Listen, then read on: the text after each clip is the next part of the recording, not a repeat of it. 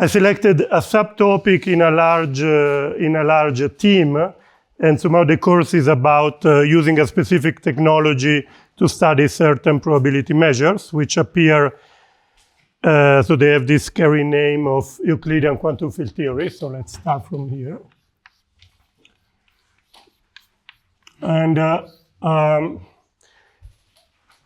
And it's a field which is not very well understood, especially from a mathematical point of view. So in some sense, I don't expect, so this lecture is not to convey you,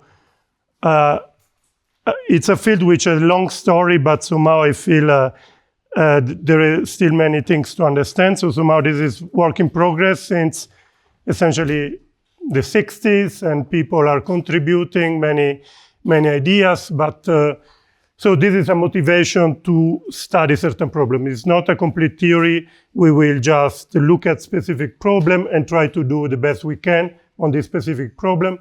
And maybe in 5 years, somebody understood a better technology and this lecture will be not forgot, okay? So certainly, I hope so, because it's still not at the level that I like somehow this thing to be done. And why you should be interested, so let's talk about this. So why, you say, I didn't study physics for a reason, why now I'm obliged to go back to study physics, is essentially is a name for an object which is motivated by physical reason. But I think to motivate you as a probabilist, since this is probability summer school, you have to think about this object as the natural generalization of Markov process in higher dimension, okay? So these are for what is, for us, would be Markov random fields. Okay, so the idea is that they will be random field, and I'm looking at the simplest model. I will not try to give an overview of the models because I think this will take only the full course, and many models have technical, somehow they go into more the physics, but let's say this is the simple example. We will consider random field taking scalar value, so this is a random function. So think about random function on a set, and we will take lambda to be either a torus in the dimension or the full space in the dimension, and D for us, well, you can take also 1, but somehow 1 is usually Markov processes. So somehow if you take D equal 1, you think about Markov processes. Or diffusion more concretely, but of course we are interested in higher dimension. For this particular class, for the scalar one, where you take value in R, actually from 4 on, there will be somehow not interesting example, okay? So, yeah, so somehow from 4 on, only Gaussian, okay? Okay, and so this will be Markov random fields. So this is motivation, okay? And again, as you see the style will be very different. I'm not giving you definition right away because we don't have a good definition what is an Euclidean quantum field theory. Again, so the problem is so interesting that we don't still even have good definitions. But the idea you should have in mind is the following. No, you are in this domain. Let's say you are in lambda. So this is the set lambda. And in this lambda, you have this random field. And then what does it mean? That you should have what is called the domain Markov property. The domain Markov property should be, so ideally, what you would like to justify is that these random fields are such that what happens inside and outside a bounded domain, but even more generally a bounded domain, it's independent given the value of the boundary. Okay, so this is, so the field inside, formally, okay, this is again all very heuristic because I don't have a good definition. This would be the end goal. Maybe in 10 years we will be there, maybe not, I don't know. what is inside and what is outside is independent given the value at the boundary. Okay, so imagine this is the domain Markov property. Now, if you want concrete examples, of course, it would be easier to start with a lattice. Then you have a lattice field, and then you can give a meaning what is the boundary, and somehow the idea is that there is, if you fix the value of the boundary, there is no information from outside going to outside. Okay, so if you want, is the law of the field on a lattice, it's like an Ising model, if you know the Ising model. Okay, you have only nearest neighbor interactions, and you don't have, so on a lattice, okay, on a discrete set, think about, on a discrete set, think about the Ising model, if you know it, or unbounded spin system.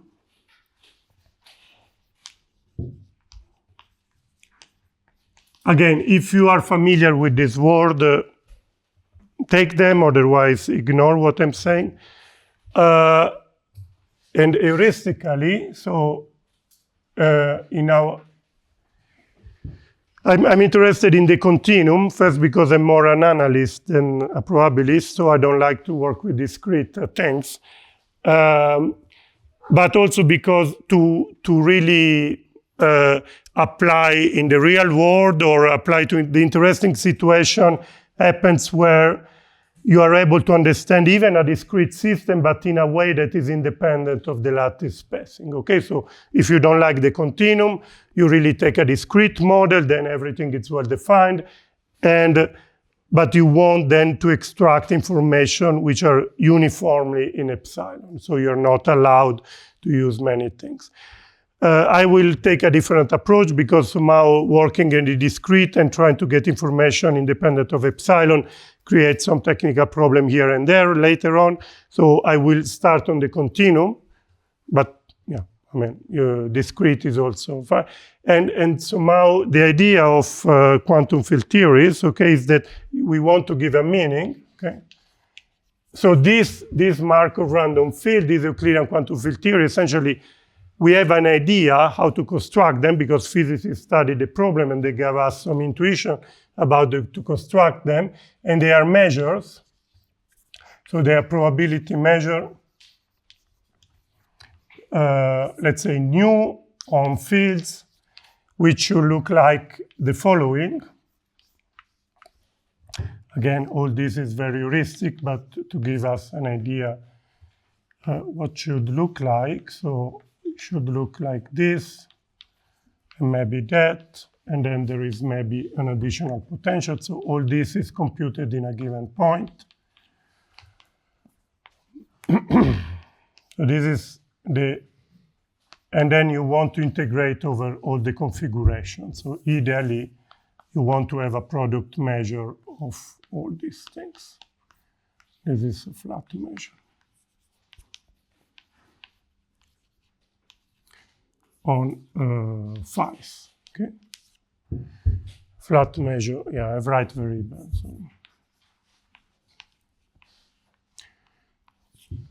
You're allowed to ask questions, okay? So this is, the physicist says, if you read the paper of physics, expression like this is what you usually find, even in paper of mathematics, which is very depressing because this expression has no meaning. There is no flat measure in infinite dimension. And certainly if the set is the full space, then this integral is infinite because somehow the system are homogeneous in the full space. Okay, you want to have in mind a situation, or at least you want to consider also the situation where the fluctuations are homogeneous. So this expression has a lot of problems, but is the heuristic. So certainly if you're on a bounded lattice, then, okay, this expression of course has a good meaning if lambda is some kind of finite lattice. So let's say, let's say the set epsilon minus L up to epsilon L to the power D. this is certainly so a bounded domain with finitely many points. Then the integral is just the counting measure, and then the flat measure has a meaning, and you can check this thing is normalizable. So yeah, so somehow maybe you have a normalization constant here, which depends on the volume. And this function V is called the potential. You can hear me say the potential or the interaction potential.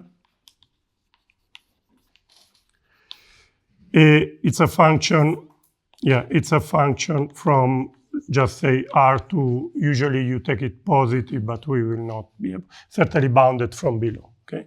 Bounded from below, let's say, bounded from below.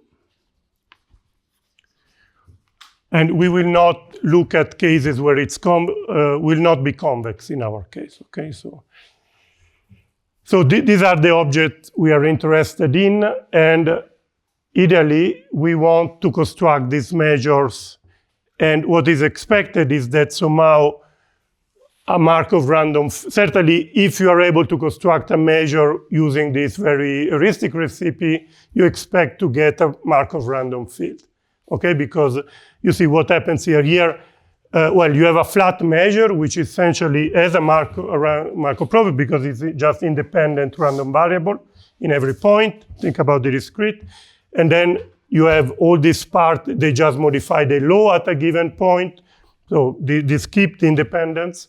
And this term here, which is the gradient in the discrete set, will be just the increment of the function. So in the discrete setting, this will be just, let's say, phi of, it's some, let's say in the discrete setting, this would just interest two nearby points. So this will keep this property, because then if you fix the point on a boundary, there is independence between what happens inside and what happens outside. So this is the only motivation to use this formula, is that we have reassurance from the discrete and also other kind of reasoning. I will explain maybe another one later, that a formula of this kind, if you are able to make a meaning in the continuum, should give a Markov random field. You can certainly check that a formula like this in one dimension, I will not do this, maybe I will put in the notes. And by the way, the notes are in a horrible state, so whatever you find, you tell me, because they are supposed just to reassure the organizer that they asked me something and I gave them something. They didn't ask me good notes, they just asked me notes, so you get what you get, okay? But please complain with me, because I plan to make reasonably correct notes at the end of the process, okay? So this is the plan.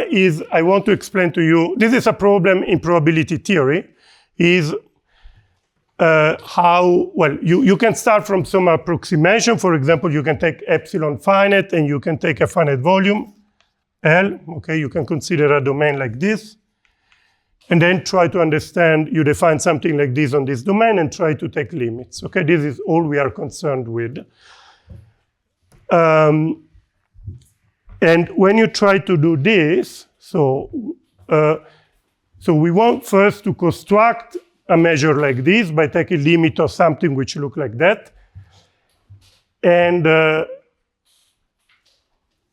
then study some of its properties, okay? And the main difficulty, so yeah, I could have written just like this. No, I could have defined the measure on finite lattice and then took the limit. But technically, then later would be difficult to prove things. So I prefer not to go on this route for pedagogical reason. I will introduce the object in different ways. So let's try to understand simple cases heuristically. But okay, if you feel uncomfortable, just think about the discrete setting.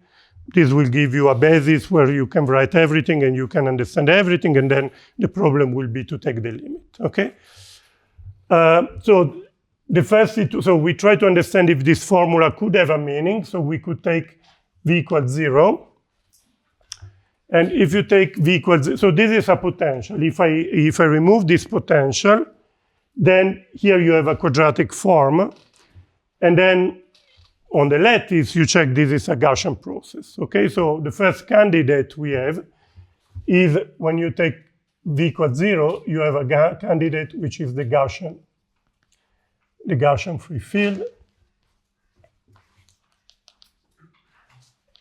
Okay, so I don't have to use this formula because now I can define it to you in a more concrete way. So it's the Gaussian field. So phi is essentially the Gaussian field of mean 0.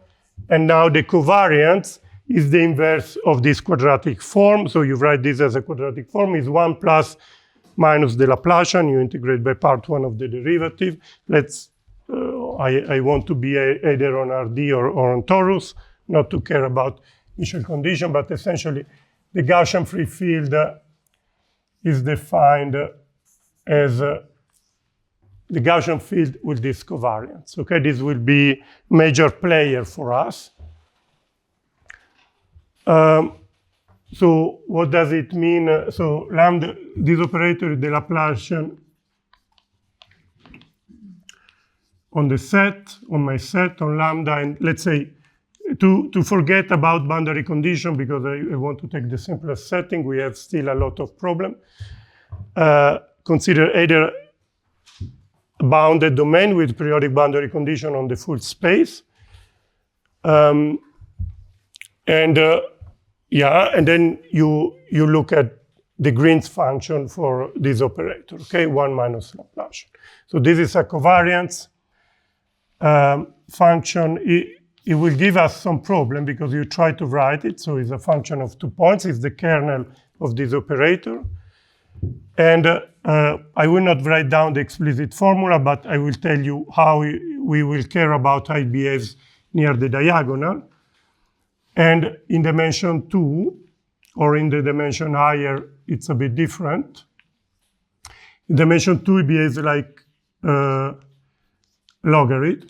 So diverge like the logarithm of the distance. So this is true when x minus y is smaller than 1. In higher dimension, it diverges more than that, is 2 minus d. Okay, so this will be now. You say, does it have this property? On the discrete set, you can prove it by yourself. On the continuum is a bit more challenging, but essentially there is nowadays a nice lecture note of Berestik and Powell on the Gaussian free field. There, so Berestik. Yeah, now I have a problem with Powell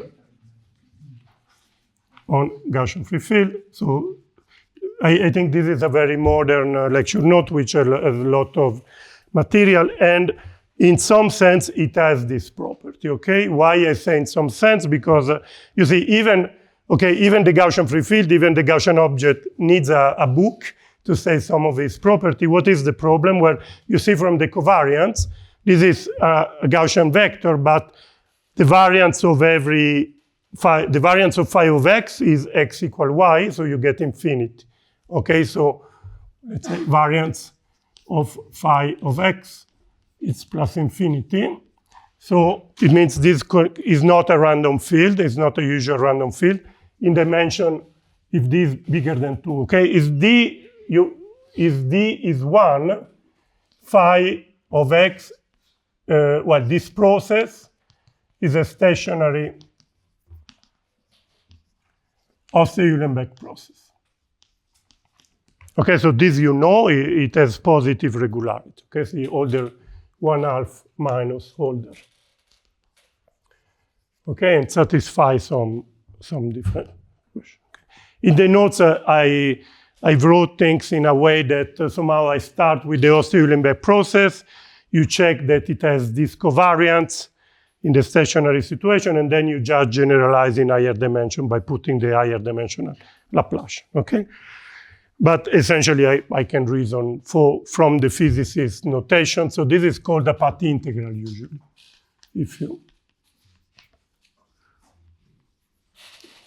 This is path integral formulation. the idea is that you want to sum over all the possible configuration with a given weights. Now, in infinite dimension, unfortunately, we cannot use Lebesgue measure as a reference measure. So in infinite dimension, there is no canonical way to sum over all trajectories. So you have to decide a priori where you stand. And the idea somehow is that when v equals 0, we know the object very well. It has the property we want. It has the domain Markov property. And then if we perturb it with the exponential of the integral of a function, then this exponential will factorize in different regions, okay? So this is the reason to have a formula like this. The exponential of the integral of something like this has, at least theoretically, the property that it factorizes over a domain and its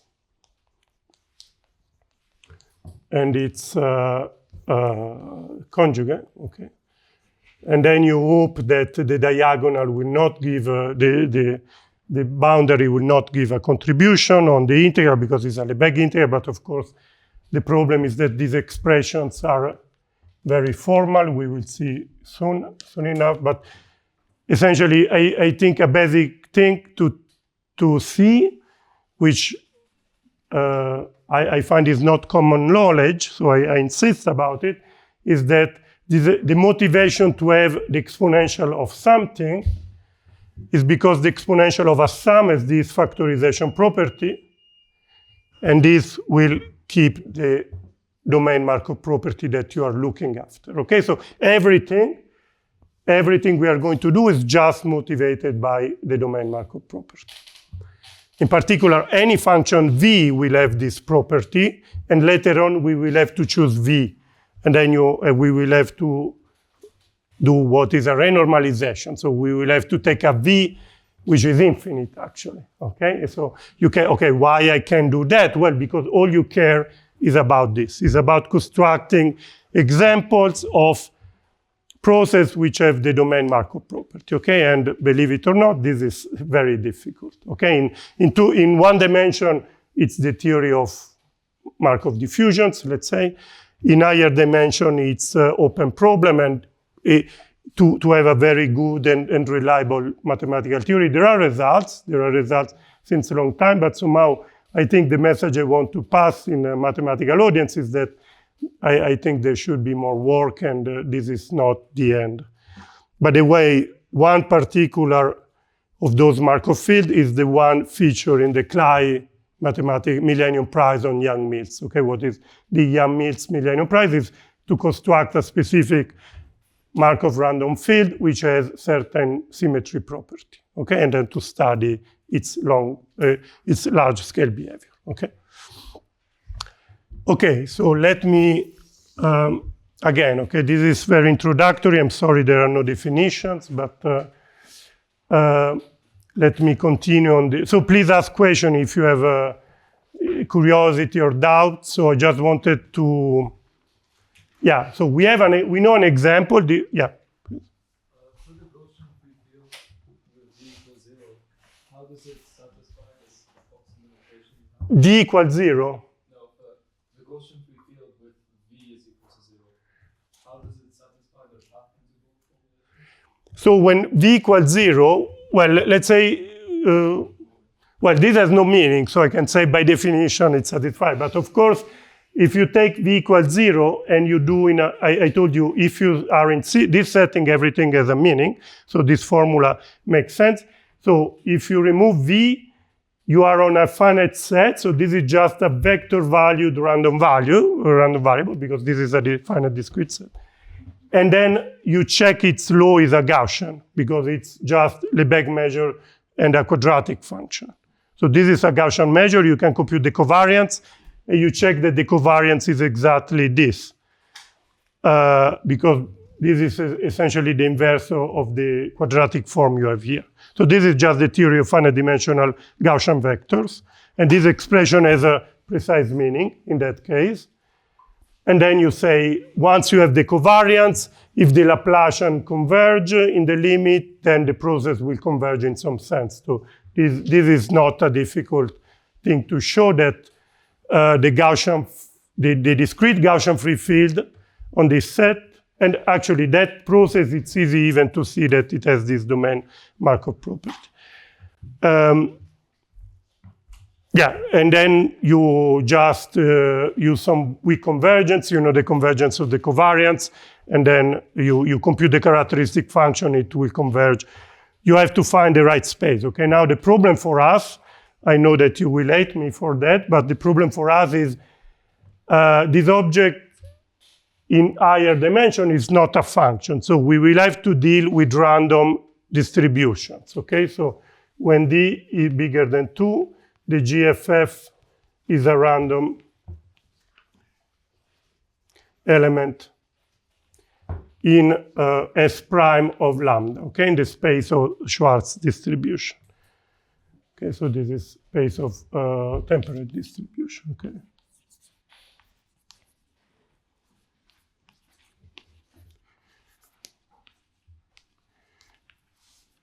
Okay. So this is so we will have to deal with some functional analysis. So I keep it here. This maybe I remove. No, let me keep this. Maybe I remove this for the moment. But this will play a major role. Okay. So maybe we will come back to this expression and we'll compute the regularity. So so I will show you that this is the case. Let me first give you another, yeah, now I did something I should not have done, probably.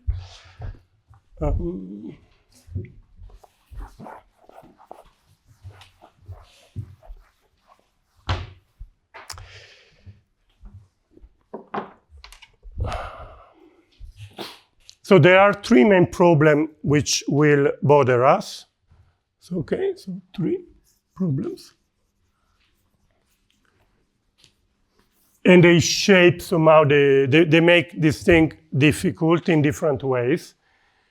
They go, you see, they make the other problem more each of the other problem more difficult. Okay, so the first, let me, of course, before I go into the detail, but try to keep in mind the three problems, and then when we discuss the detail, you will be able to see to which of these problems we are talking about, or I will tell you, but so the pre-problem are the, sorry, let me check how so the first problem is the renormalization problem.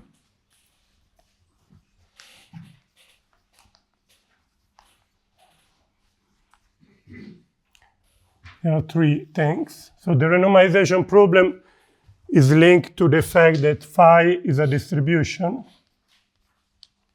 So now so just to understand what we want to do, okay? If you have v equals 0, so three problems for v different from 0, okay? If you have v equals 0, we understand. So this is the Gaussian free field. So mathematical reasonable strategy is to start from the Gaussian free field and then try to perturb it so that you put this density to the Gaussian free field, okay? And then this will create problem. Well, first of all, you have to understand this expression when phi is the Gaussian free field. And you see phi is a distribution, so taking a pointwise function of a distribution, it's certainly not allowed anywhere, because especially the distribution has infinite variance, okay? So essentially, this is mostly infinite than finite. So phi is a distribution. So v of phi is not well defined, okay?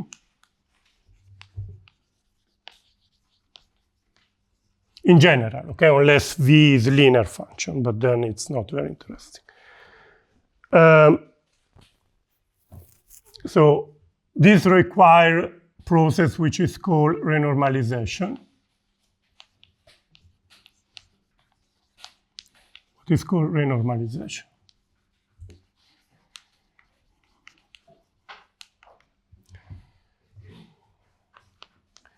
Choose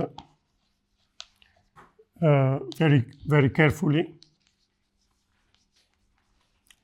v, okay? So the idea is that this will make sense only for certain V, okay? You can say this is very vague. So the idea is very clear, is you want, so what is V of phi of x is a local function of phi, and you want to construct local functions of your distributions, okay? So this is the problem. This is the problem of understanding local functions of phi. Okay. So this is problem of locality. Okay, you have a distribution, you want to see, if I look at this distribution in a small neighborhood of a point, which kind of functions are measurable, given the neighborhood is arbitrarily small, okay? And this has a lot of rigidity in this problem. There are not so many functions, even for the Gaussian free field. I will show you some of those functions, so you will see this require to choose the function very carefully in some limiting sense, okay? But this is an intrinsic property of the field itself, okay? It's having local functions of the Gaussian free field.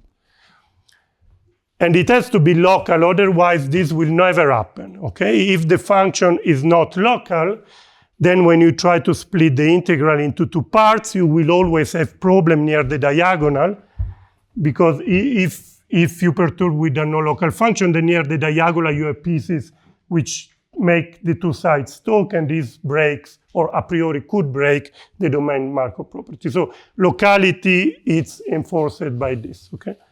You don't want, if you think that you, yeah, okay? So this is related to this problem. So this is renormalization problem. So the second problem is the large field problem.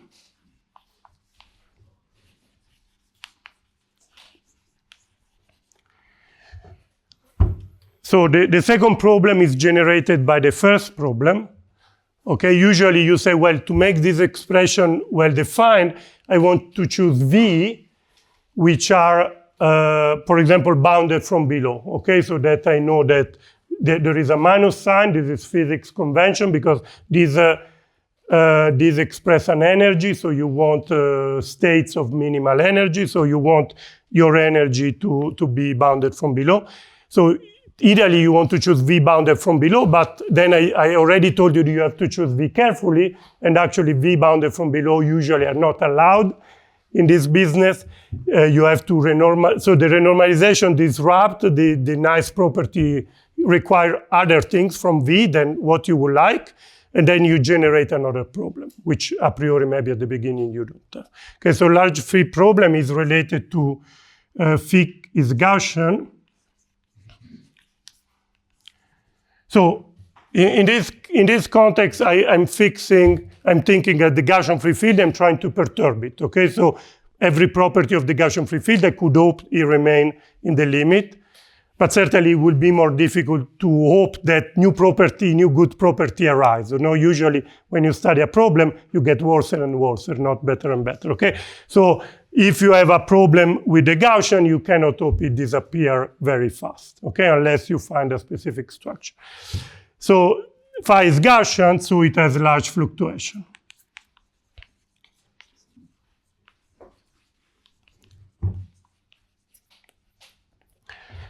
Which affect the integrability of expression like the exponential of, yeah, so this expression, okay? Whatever V is,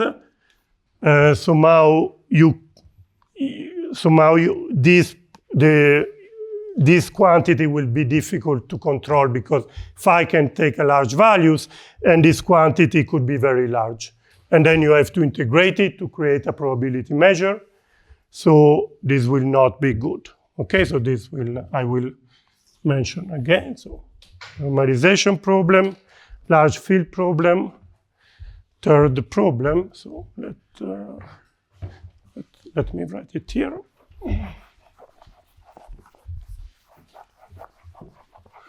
So the third problem, if you want, so the third problem somehow you can choose not to deal with it. So we will do it a bit later, next week maybe, because the third problem is optional if you want. Depends if you feel lucky. It's the infinite volume limit.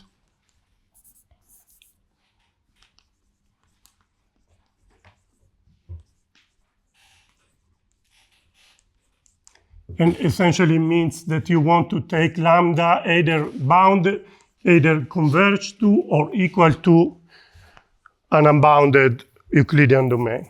Okay? What to decide if it's a problem or not? Well, the fact that the total weight of the Lebesgue measure here is infinite. Okay, you have infinitely many points, and this energy is infinite. So this problem is not a problem specific to the Euclidean quantum field theory. If you know a bit of statistical mechanics, this is a basic problem in statistical mechanics. Even in Ising model, you will have the same problem. That is, Ising model in any finite box is absolutely continuous to your reference measure, but in infinite volume is not. So, so nu tends to be singular. So by nu, I mean this measure we want to construct, okay? So tends to be singular with respect to the Gaussian free field, due to the infinite volume.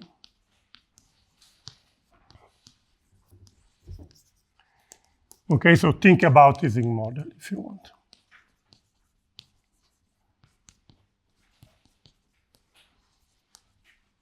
Well, I keep mentioning the Ising model, but I mean, I'm not sure how many of you know about the Ising model. Okay, yeah. How many of you don't want to know about the Ising model? They reject the notion of, I'm joking. How many, yeah, okay, I will not ask how many of you don't know anything about Ising model. But okay, not everybody know about Ising model. Look in Wikipedia afterwards, okay? Again, okay, it's, if you know about it, here, the large volume limit I want just to make appreciate is given to the fact that even if you don't have any problem with these two, you still have a problem that you have to take this integral over the full space because you want to have a measure which is non-Gaussian everywhere. And then this integral tends to be infinite. So essentially what we want to do, if you want, one way to look at the measure nu is to say that nu, or let's write another way, more rigorous, but still problematic to interpret the physicist formula, is to say that the measure nu, you want to obtain as some perturbation of the Gaussian free field, as I already mentioned. So here I put the Gaussian free field, let's call it mu. Okay, so this is the Gaussian part of the measure, and then you just add this additional weight. You have to add a normalization. This is probably different from that, so normally, these measures are all be normalized, okay? And the problem is, even in one dimension, you will have this problem, okay? So in one dimension, this strategy, this formula makes sense. Why? Well, this is the stationary Oster-Uhlenbeck process. And if you were in finite volume, the Oster-Uhlenbeck process is order 1/2, so certainly you can compute at a point. You can apply a bounded function. Maybe you find a function bounded from below so that there is no problem of integrability. And then you can define a formula like this. And now the problem is that if lambda is on RD, this will be still infinity. So you still need a limiting procedure to take care of that. Maybe you take a bounded volume and then you take a limit. Okay, so this is the infinite volume limit. So it's a different problem. But somehow, if you want to be serious in this stuff, you need to be able to understand the three problems at the same time. Okay. So these are our three enemies, and this make this endeavor to construct these models very difficult. So how we can proceed a bit? The usual strategy is to regularize the problem. So I removed this, okay? But keep in mind that we are doing all this because of these first slides.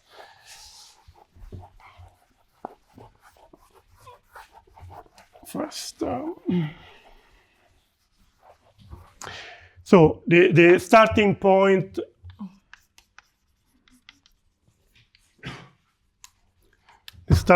is regularization. So we have to regularize.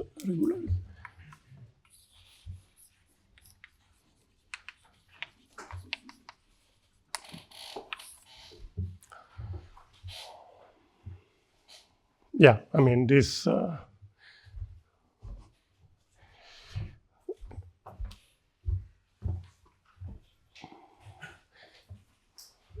starting point is regularization. What we do is that we introduce some operation, we will see later, which let's call, I call phi of t. Sorry, there is a hole in there. So this is a smoothing operator. So t is a positive number, and let's say RT sends, it's a deterministic operator which sends distribution into Schwarz function. Okay, so it regularizes my function. Okay, it could be done in many ways. So you can remove, for example, you look at the Fourier transform and you remove certain frequencies, okay, all the large frequencies, so that you create an holomorphic function.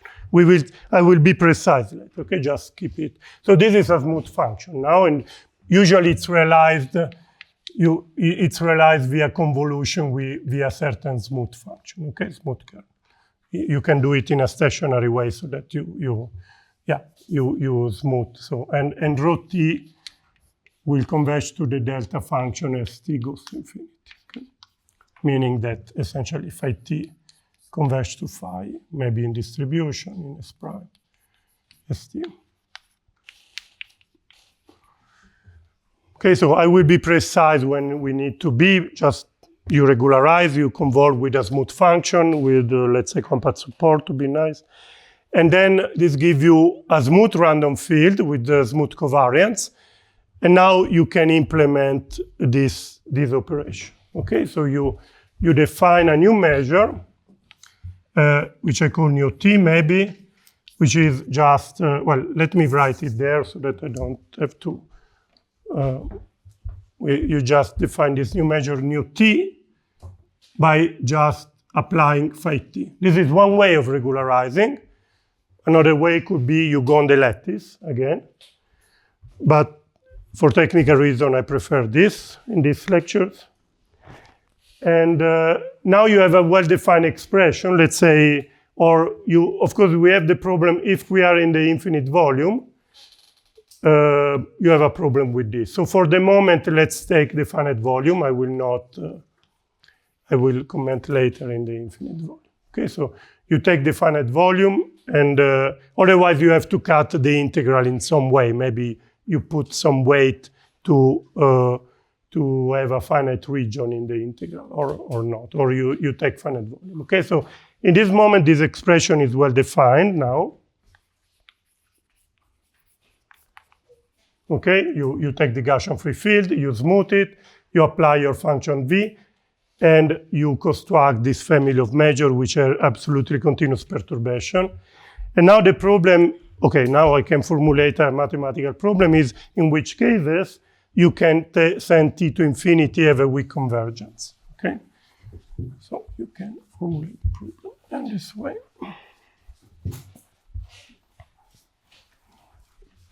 Okay. So again, you see, I'm not aiming for a general theory. I have this very humble, so question, for first question, limit of the family nu t, okay, or tightness, okay, if you want to be.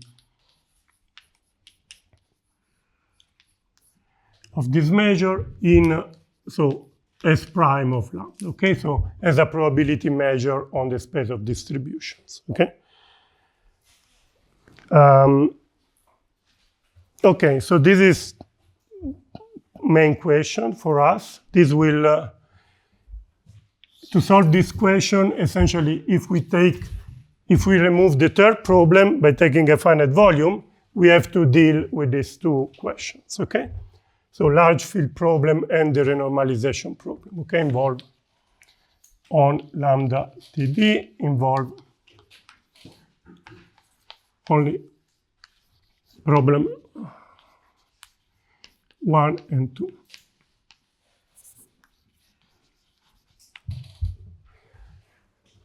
Okay, so let me just give you an idea what is possible and what we are going to do. So the first thing you realize is that if you set the problem like this, it will be impossible to solve, actually.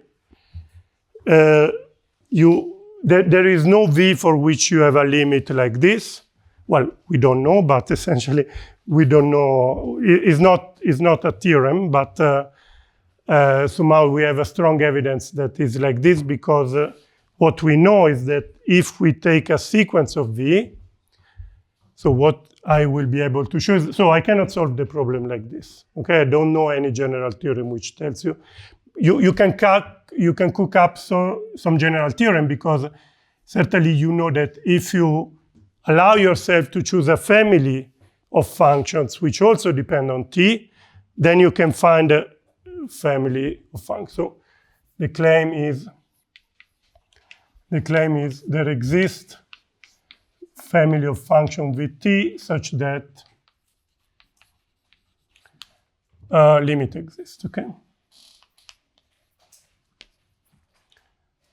And is non-trivial.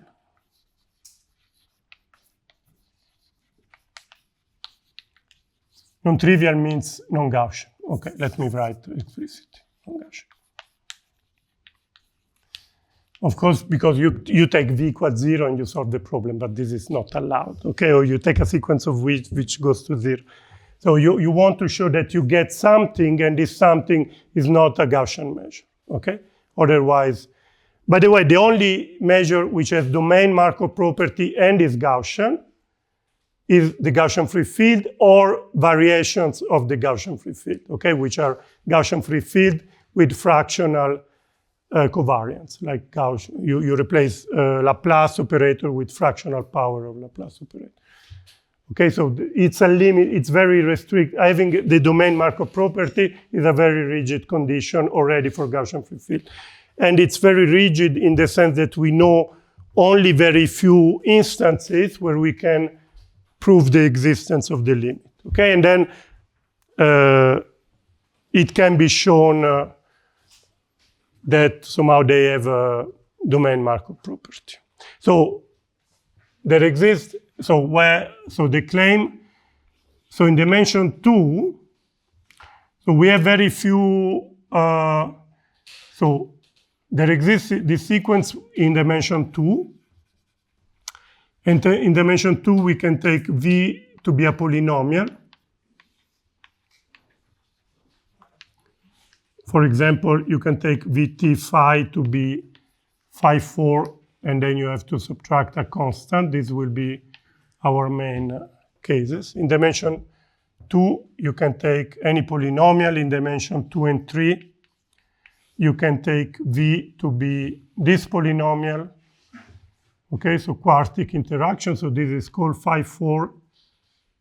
And then notation is like this, 2, 3 model. Any polynomial is P phi 2. Well, any polynomial, very specific polynomials, but essentially polynomials of any order. So this is called in this way. We are going to analyze in depth these cases. Okay, so this is what will occupy us in, and in this case, you see, you have to I take a quartic polynomial bounded from below. So this is bounded from below, but this constant is going to infinity. So RT goes to plus infinity, ST goes to infinity, okay? So this is the problem, the renormalization problem. Okay, you have to allow yourself to subtract a very large contribution, which become unbounded. Otherwise, the limit does not exist, because if I tell you that this limit exists, then if you don't do that, you can imagine that you get a very large contribution which is not allowed. Okay, so you can prove the measure flattened to 0. So the measure becomes trivial in the sense that there is no fluctuation anymore. In dimension 2, so in dimension 3 we know only this. In dimension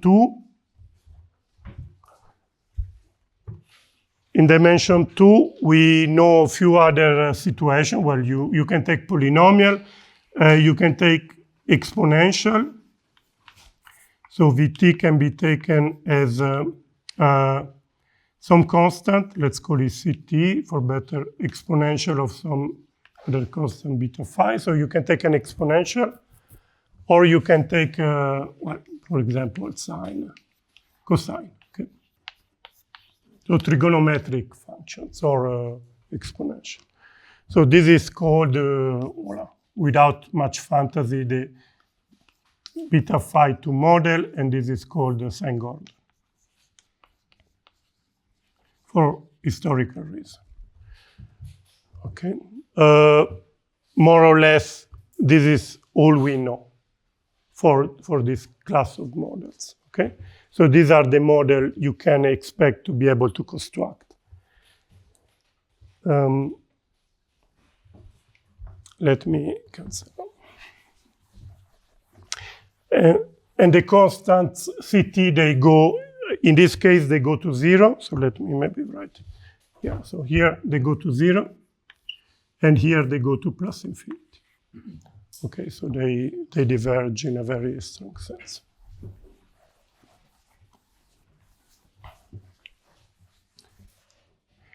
So this also means, you see, this measure, it's well defined, but you need to take a function v, which has very strange behavior. So you see, this means that this expression is not really stable in the limit. Okay, so this is the problem in this field, is that the only way we have to define the theory is such that that cannot be used in the limit. So this does not allow to understand what happens to the limit measure. It's just a trick we invented to construct Markov field, but there is nothing mathematically intrinsic, and then we pay the price as we try to prove things, because this expression creates problem left and right in every direction. Okay, but it's the only thing we know. Okay, and talking about a subject where we don't have a good mathematical theory looks like this, that I have to leave a lot of open ends here and there because we don't understand very well. That's good. And it's good. Anyway.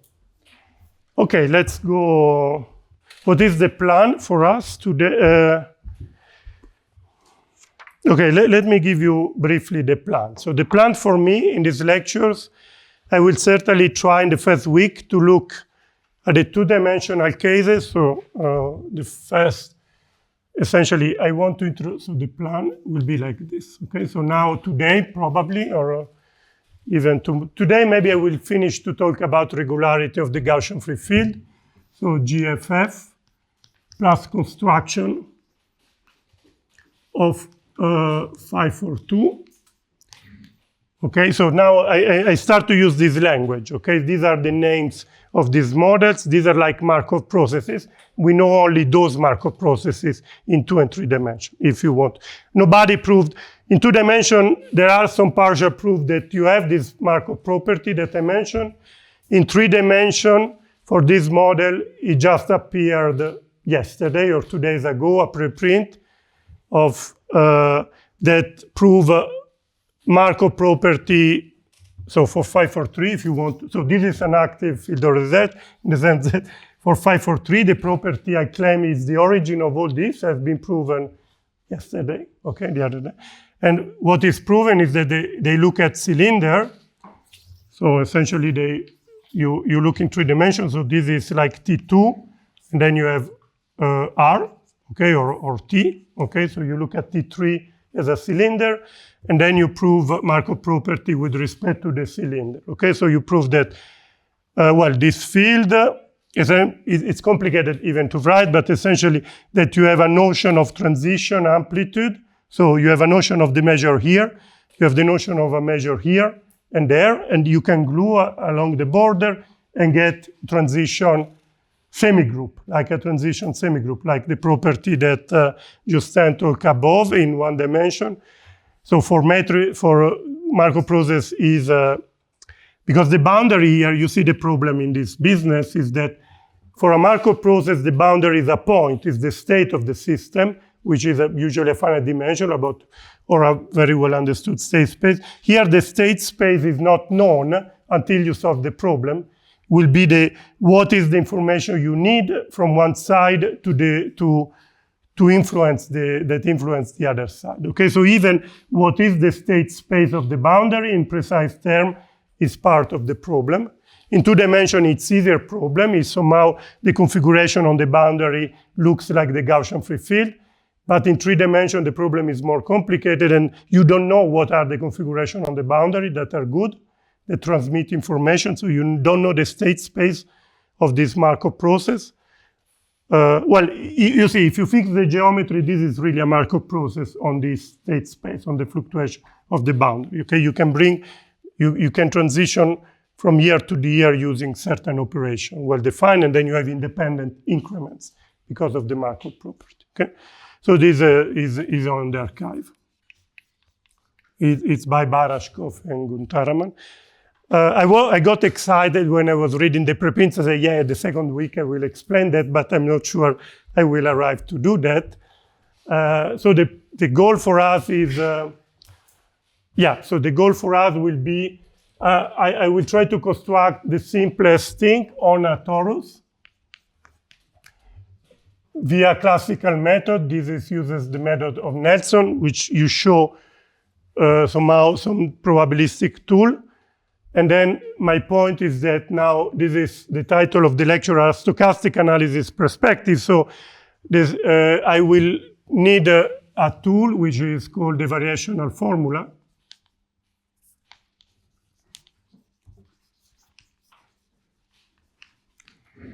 And, which was in my, I call it the Boué-Dupuy formula, which is a property of Brownian motion. So I will explain to you this property of Brownian motion. And this formula allows me to have a stochastic analysis approach to Euclidean quantum field theory. So sorry if I do a bit of philosophy, but I think it's important. So the point of this lecture is this is a problem in probability theory. Okay, you have a sequence of probability measure, you want to take a limit. And now you have a choice, and this choice influences what you want to do. Okay, if you keep this representation, you go. This has been explored in the literature. It's called essentially constructive quantum field theory, and people develop technology to take the limit here. We want to do something different. And I want to take a more stochastic analysis point of view. So you have to think of this more abstractly. What is stochastic analysis is that you want to represent a complex random field starting from a simpler one. Okay, this is what you do with diffusion. You look at an SDE, you have Brownian motion, and you construct a diffusion. So here we will do the same.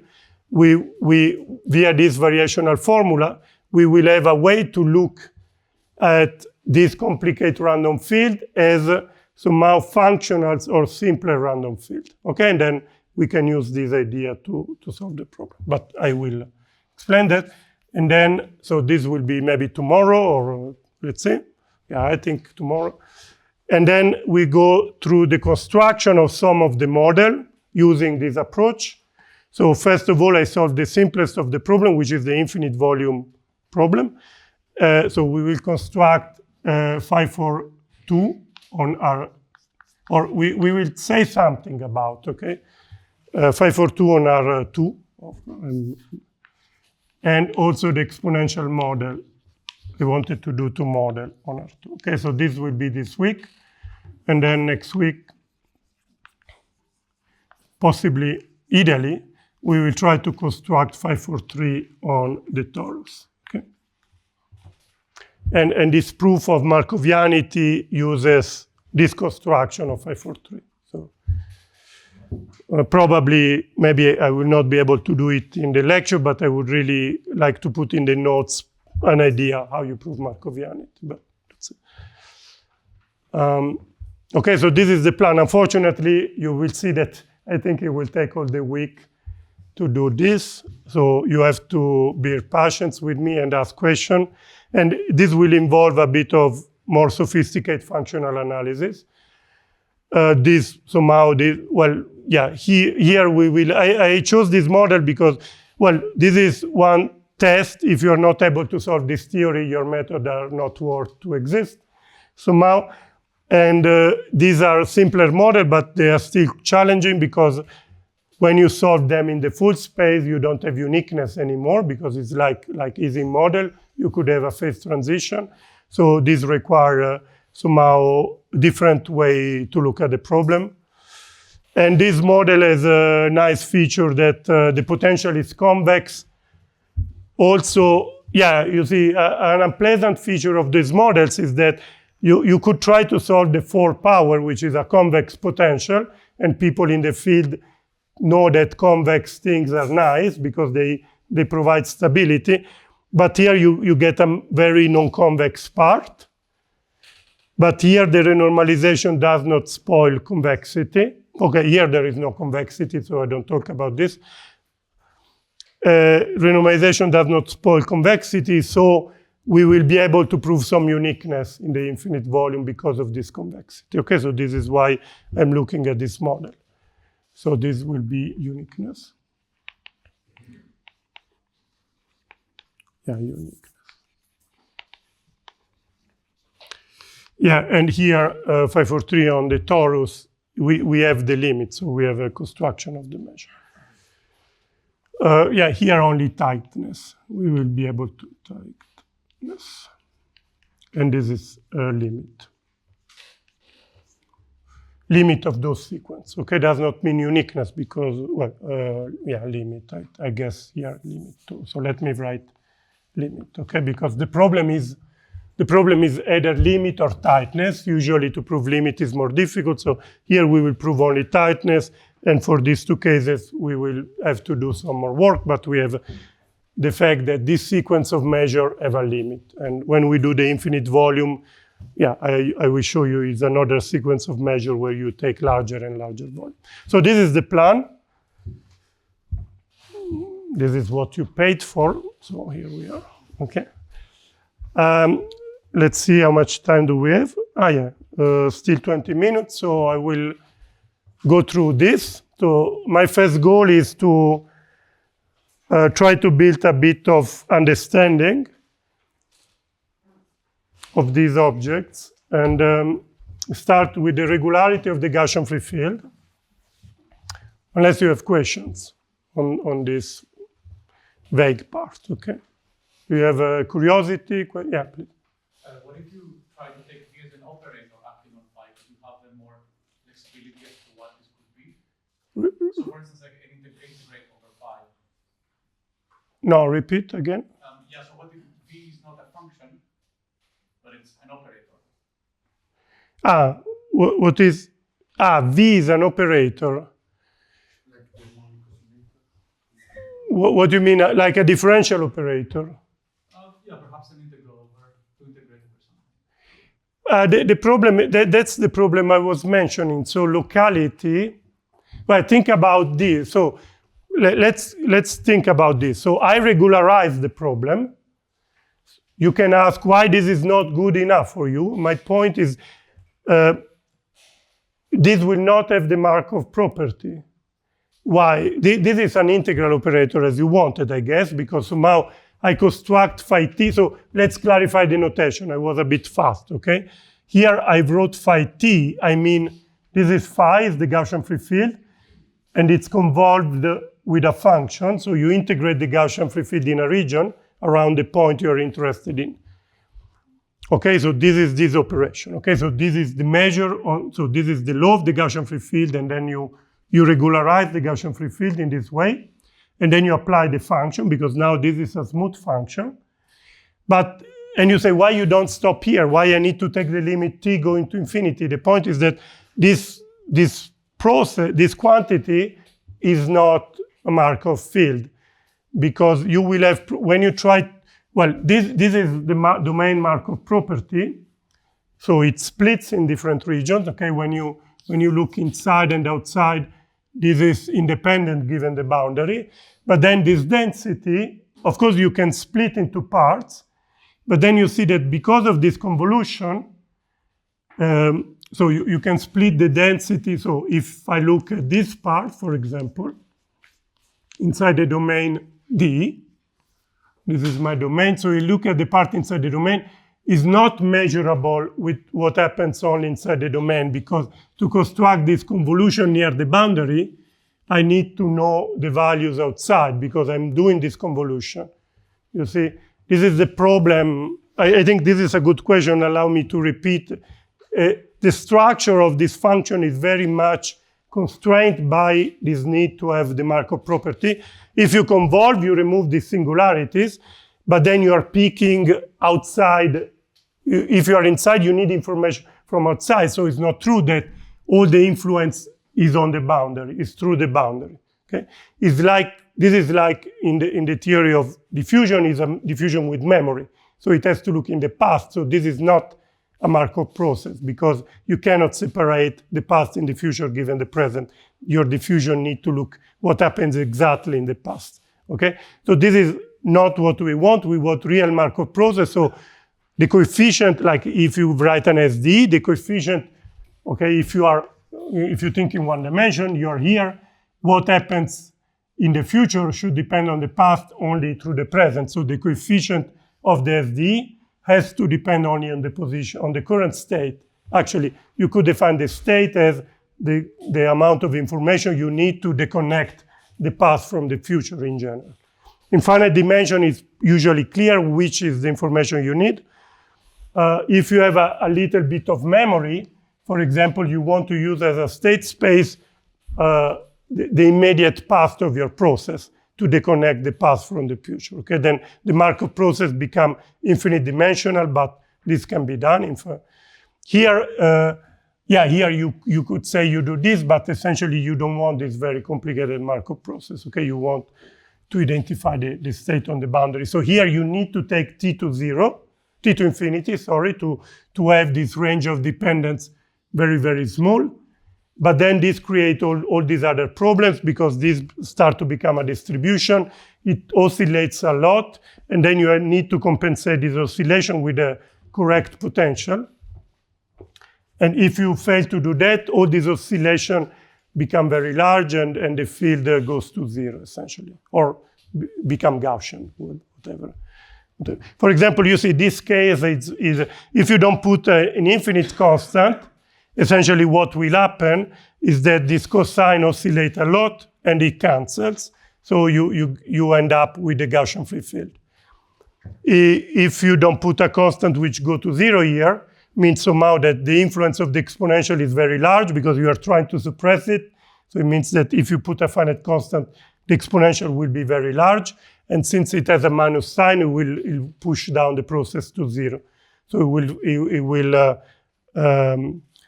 it will forbid any fluctuation. And the same here, essentially. Okay? So in these two cases, if you don't renormalize, you converge to zero. In this case, if you don't renormalize, you converge to the Gaussian free field. So you have to do these corrections while you take the limit, and you hope that in the limit you have a Markov process. And again, okay, sometimes you can do it, other times it's more difficult to prove it. Is it? A priori, you could take derivatives. Okay, you could take derivatives of phi, but this makes your problem worse and worse, so you don't want to do that, okay? Because it makes singularity worse. Other questions? Okay, let's try to look at the Gaussian free field. Hopefully, we try to familiarize to it because it will be our friend for the rest of the lectures.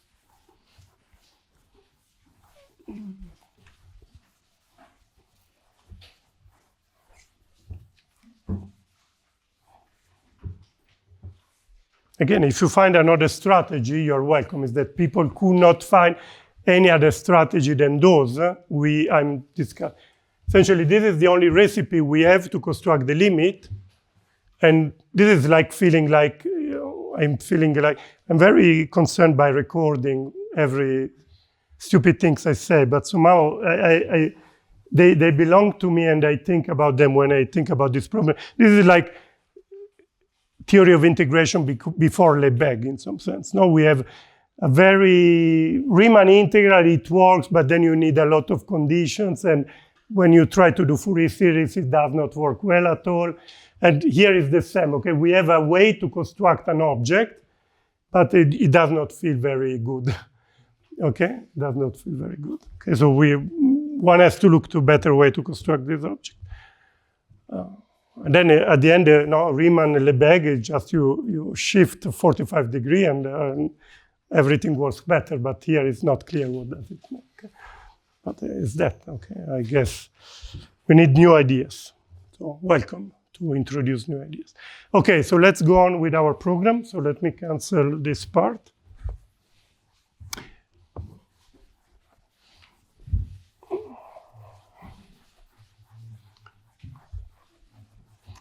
So we want to understand, I mentioned that the Gaussian free field is not a function.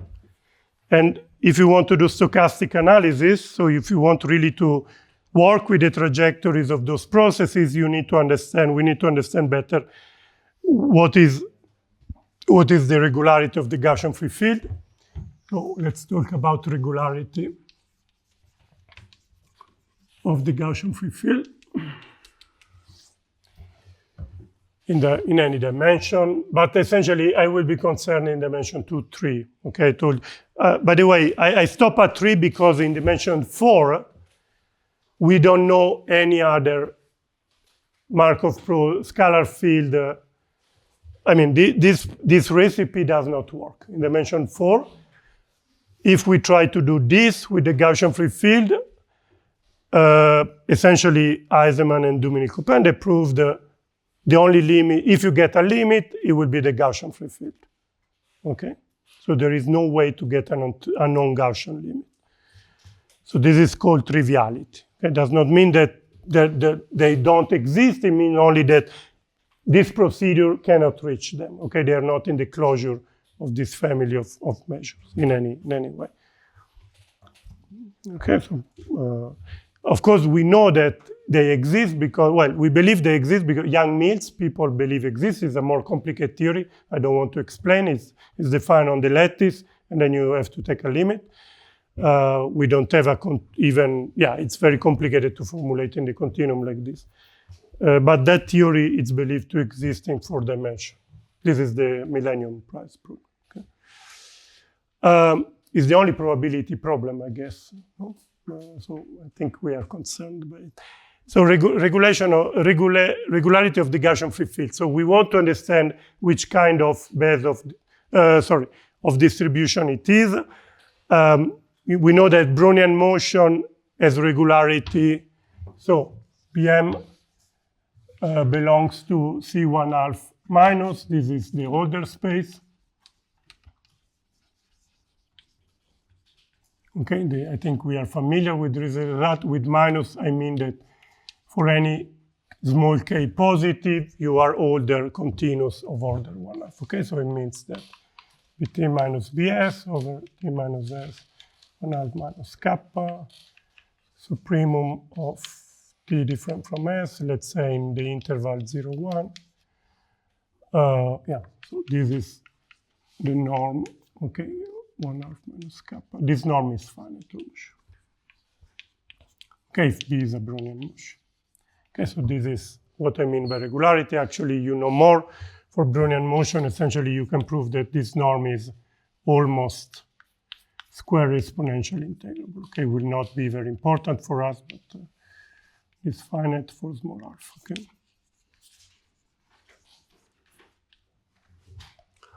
Okay, so you know, you don't only know that it's almost surely finite, but you have a certain tail behavior. Okay.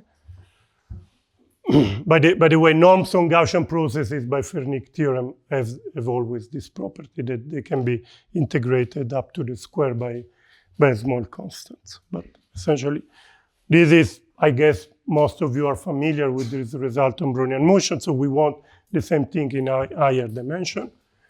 So we need, I already told you that it's not a function, so we cannot use the standard order spaces, so we need better behavior. So we need to, I think a convenient framework for us will be to work with Bezos spaces. Okay, so now I define Bezos. How many people, how many of you know Bezos spaces?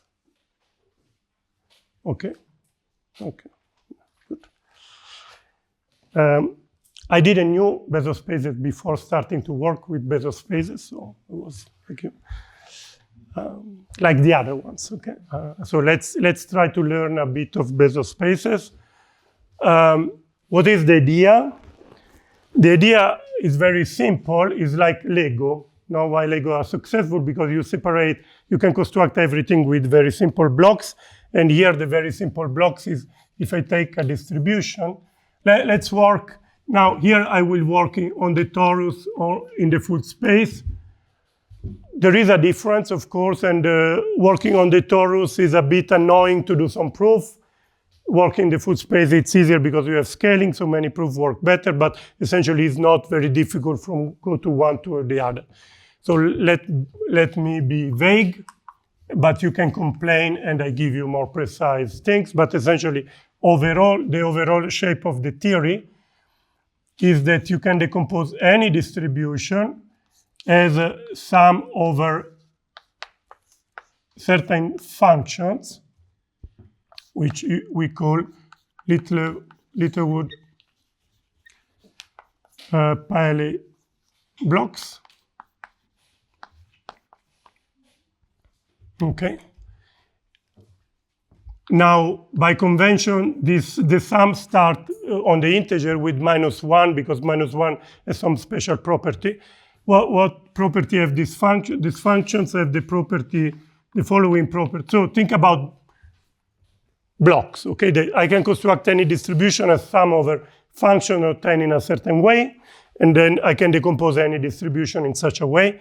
And these blocks have the property, the Fourier transform.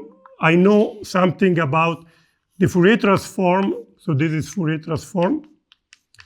I look at the Fourier transform of each of these blocks, and I look at the support of the Fourier transform.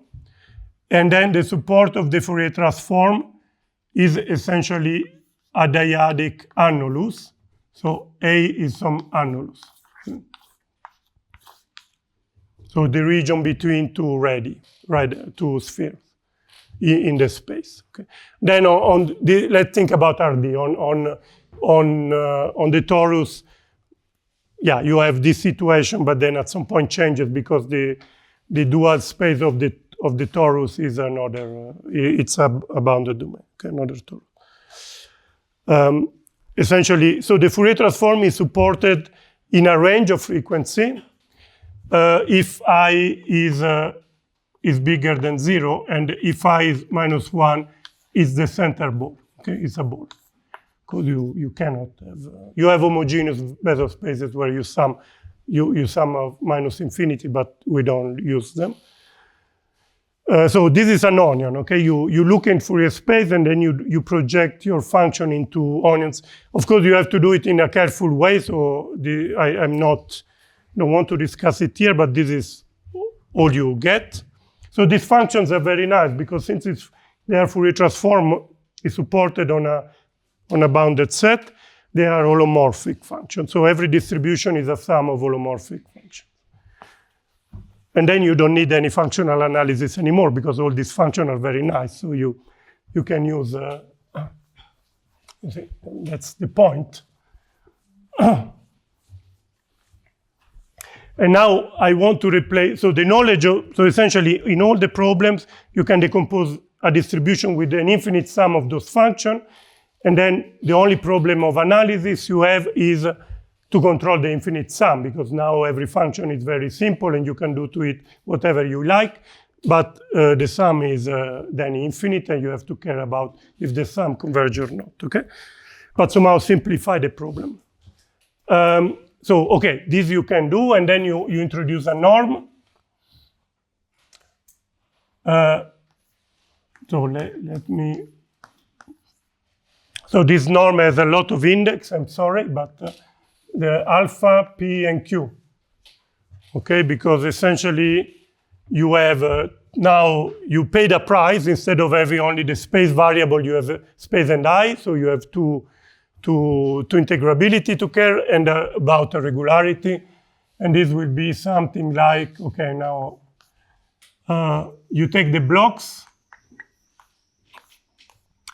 you measure them in LP spaces with respect to lambda. Okay, so every block, you look at it as an LP function, and then you weight the blocks with factor 2 alpha I.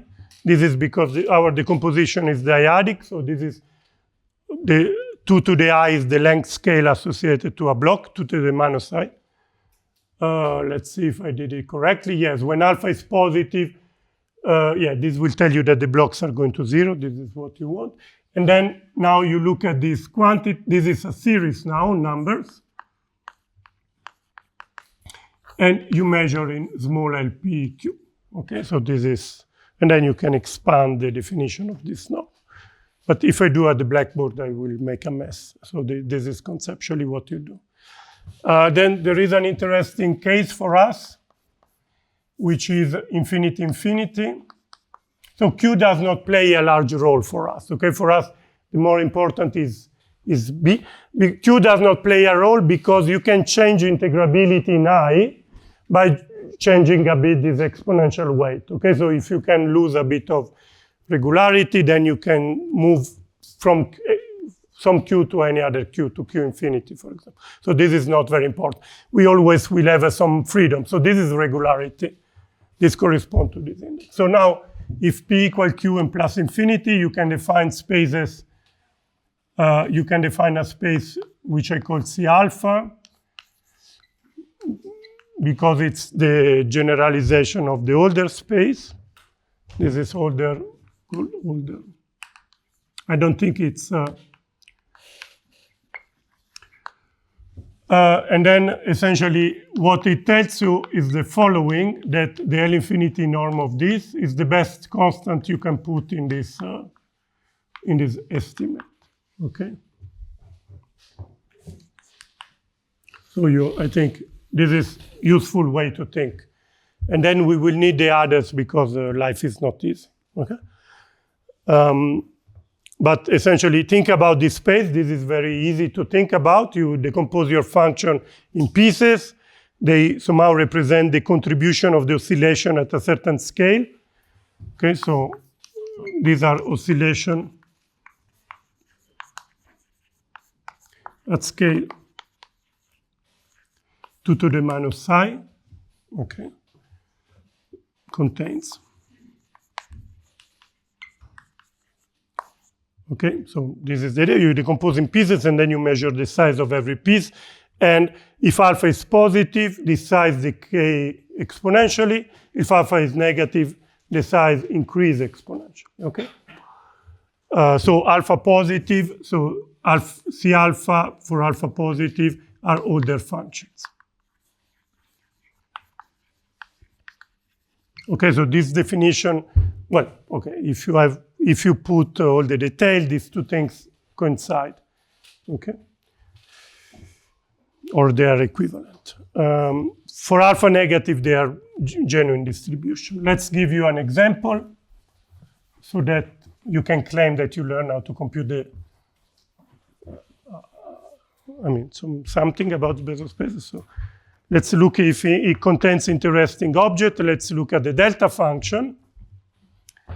So Dirac delta.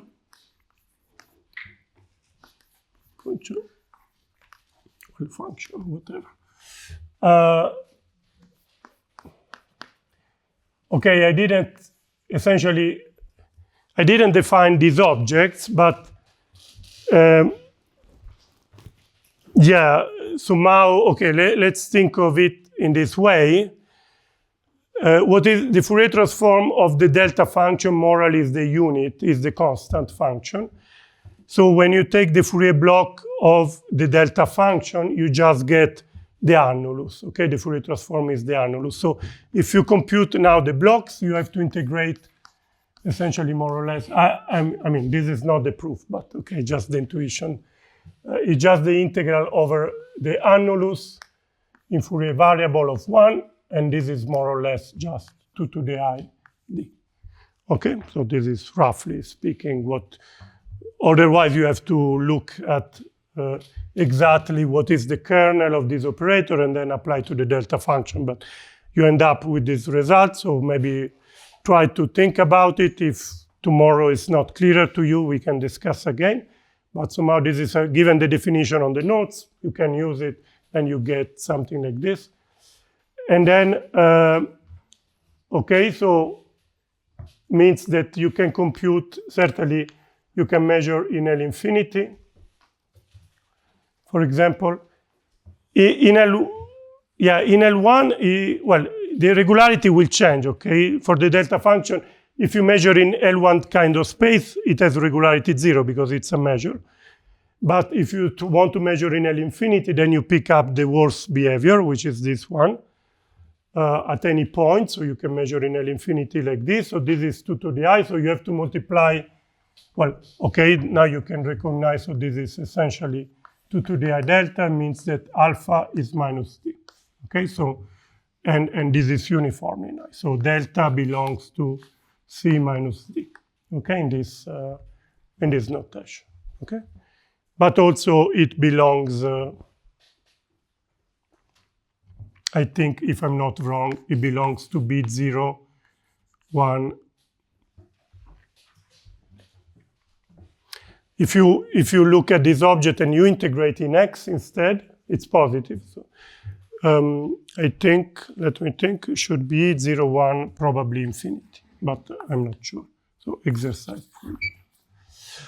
Okay, I mean, you can compute, you can. So regularity change with integrability.